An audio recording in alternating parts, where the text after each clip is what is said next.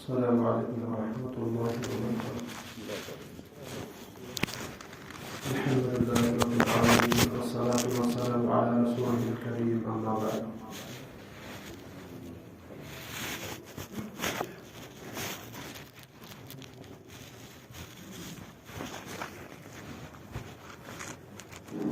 قرآن کریم کے مضامین کا خلاصہ پچھلے 3 درسوں میں 3 پاروں کے مضامین کا خلاصہ پیش کرنے کی کوشش کی تھی.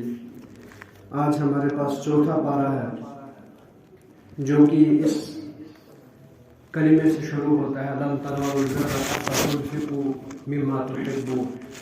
تب تک تم نیکی نہیں حاصل کر سکتے جب تک تم اپنے مال میں سے وہ خرچ نہ کرو جسے تم بہت پسند کرتے ہو. بہرحال پچھلے 3 پاروں میں سورۃ البقرہ تھی اور شروع میں سورۃ الفاتحہ آئی تھی اور تیسرے پارے کے آدھے سے زیادہ حصے میں سورہ آل عمران تھی. چوتھے پارے میں بھی پہلے آل عمران ہے، پھر تقریباً سورۃ النساء کا چوتھا ہی حصہ ہے.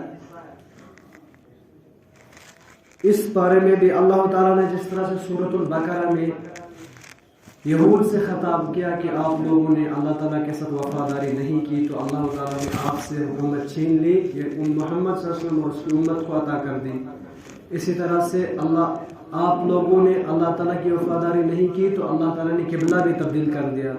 اب یہود نے اعتراضات کرنے شروع کر دیے کہ یہ قبلہ کیوں چینج ہوا، قبلہ تو بیت المقدس تھا، کعبہ کیوں بنا؟ تو اللہ تعالیٰ نے ان کو جواب دیا ان اول بیت وضع للناس ببکۃ مبارک، بے شک پہلا گھر جس میں اللہ تعالیٰ کی عبادت کی جا رہی تھی وہ بیت اللہ ہی ہے، کیونکہ امن و امان کے لحاظ سے ہر لحاظ سے وہ گھر سب سے افضل ترین گھر ہے. اسی طرح سے اس پارے میں یا اس سورے میں یا اس پارے میں اللہ تعالیٰ نے نصارہ کو بھی جواب دیا جنہوں نے اعتراض کیا. اس کے بعد اللہ تعالیٰ نے امت کو سنبھالنے کے لیے کچھ چیزیں بتائی کہ اللہ تعالیٰ نے اب یعنی محمد صلی اللہ علیہ وسلم اور اس کی امت کو حکومت دے دی.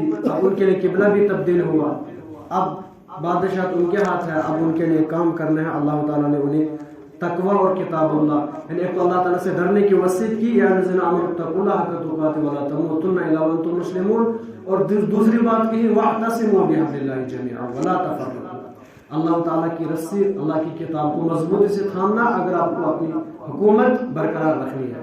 یہود و نصارہ کی طرح اگر حکومت یعنی ضائع کرنی ہے پھر آپ تقوی اختیار نہیں کرو گے، یا اگر آپ تقوی اختیار نہیں کرو گے تو وہی حال ہوگا جو یہود و نصارہ کا ہوا. اس لیے کتاب کو مضبوطی سے تھامنا.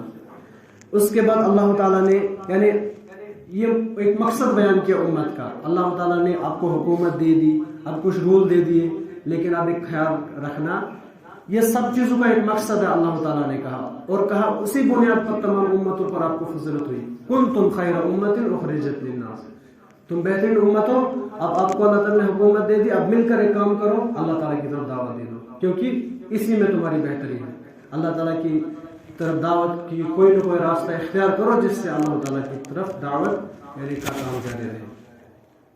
اس کے بعد اللہ تعالیٰ نے اس میں یہ بیان کیا کہ یہود و نصارہ نے اللہ تعالیٰ کی بات نہ مانی، وفاداری نہ کی تو ضربت علیہم الذلہ، اللہ تعالیٰ نے ان کو پستیوں میں ڈال دیا. اور اس کے بعد اللہ تعالیٰ نے جو مسلمان اور کفار کے درمیان جنگ بدر اور جنگ احد ہوئی اس کا تذکرہ کیا. اس میں ایک خاص وجہ یہ تھی کہ جنگ احد میں مسلمانوں کا کچھ نقصان ہوا، حالانکہ شکست نہیں ہوئی. اللہ تعالیٰ نے وہاں پر اشارہ دیا کہ جنگ آدمیوں کی تعداد یا ہتھیار کے زیادہ ہونے کی وجہ سے نہیں جیتی جا سکتی، بس ایک بڑا ہتھیار ہے وہ ہے ایمان. ان کے پاس ایمان تھا، انہوں نے بڑی بڑی یعنی لشکروں کا سامنا کیا اور ان کو ہرایا. لیکن اللہ تعالیٰ نے یہاں پر اس لیے تذکرہ کیا کیونکہ جنگ احد میں مسلمانوں کا تھوڑا سا نقصان ہوا، وہ بھی رسول کی اتباع نہ کرنے کی وجہ سے. اللہ تعالیٰ نے اس کی طرف بھی اس میں اشارہ کیا کہ رسول کی اتباع کتنی ضروری ہے اور کتنا لازم ہے.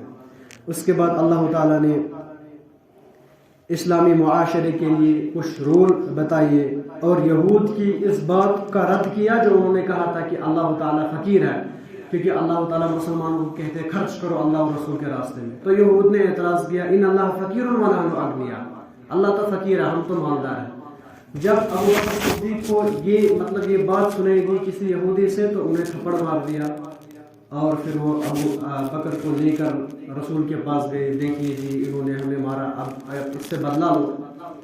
تو رسول اللہ نے ابو بکر کو کہا کیوں؟ ابو بکر نے کہا انہوں نے اللہ کے بارے میں بری بات کی تو مجھے برداشت نہیں ہوا، لیکن یہود مکر گئے، انہوں نے کہا نہیں ایسی کوئی بات نہیں ہم نے کہی تھی۔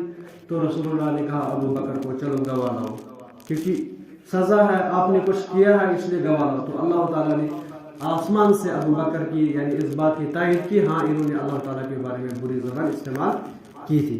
اسی طرح سے اللہ تعالیٰ نے اس میں یعنی آل عمران کے آخری میں نصیحت کی کہ مسلمانوں کو یعنی اتفاق کے لیے بڑے 3 اصول اپنانے ہیں۔ صبر کرو اگر آپ کو مصیبتیں آئیں گی، ایک دوسرے کے ساتھ ربط رکھو، جمے رہو اپنی بات پر، اور اللہ سے ڈرتے رہو، اسی میں کامیابی ہے۔ اس کے بعد اللہ تعالیٰ نے سورہ نساء کی شروعات کی اس بارے میں۔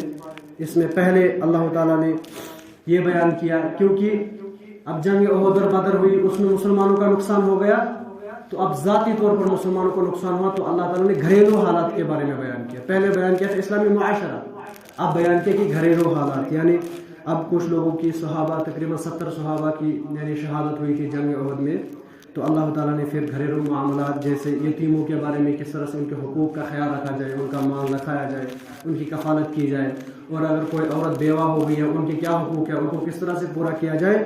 اور اس کے بعد اللہ تعالیٰ نے یہاں پر یہ بھی بیان کیا کہ وراثت کے یعنی عورتوں کی وراثت کا مسئلہ، ان کو وراثت کس طرح سے دینی ہے، ان کے حقوق، اور اگر کسی عورت کو طلاق ہو گئی ہے اللہ تعالیٰ نے سختی سے منع کیا ہے کہ اگر طلاق ہوئی تو آپ اس کا مہر واپس لو، یعنی بہت ہی بری چیز اللہ تعالیٰ نے قرار دی کہ آپ اگر طلاق ہو جائے تو آپ پھر اس عورت سے مہر واپس لو۔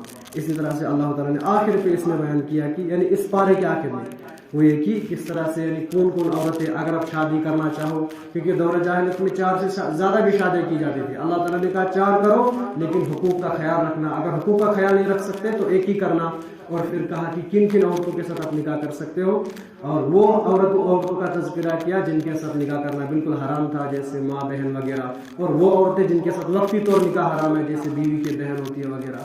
تو اسی طرح سے اس بارے کا اختتام ہوا۔ اللہ تعالیٰ سے دعا کہ اللہ تعالیٰ قرآن سمجھنے، اس پر عمل کرنے، دوسروں تک پہنچانے کے توفیق دے۔ سبحانک اللہم و بحمدک، اشہد ان لا الہ الا انت، استغفرک۔